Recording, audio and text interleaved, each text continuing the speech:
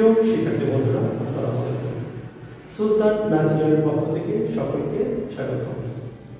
আজ আমরা আট দ্বারা বিভাজ্যতার সংজ্ঞা নিয়ে আলোচনা করব। কথা না বাড়িয়ে আমরা সরাসরি স্ক্রিনে চলে যাচ্ছি। কোন সংখ্যার একক, দশক ও শতক স্থানীয় অঙ্ক শূন্য হলে প্রদত্ত সংখ্যাটি ৮ দ্বারা বিভাজ্য। যেমন ১৬,০০০। ১৬,০০০ সংখ্যাটি একক, দশক ও শতক স্থানীয় অঙ্ক ০০০।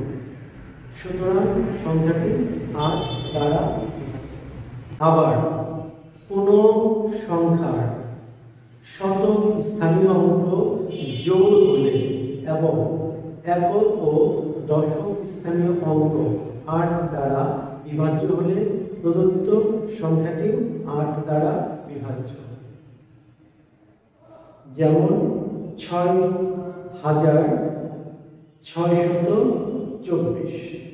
এখানে শতক স্থানীয় অঙ্ক ৬ এবং একক ও দশক স্থানীয় অঙ্ক মিলে গঠিত সংখ্যা ২৪। যেহেতু ২৪ ৮ দ্বারা বিভাজ্য, অতএব প্রদত্ত সংখ্যাটি ৮ দ্বারা বিভাজ্য।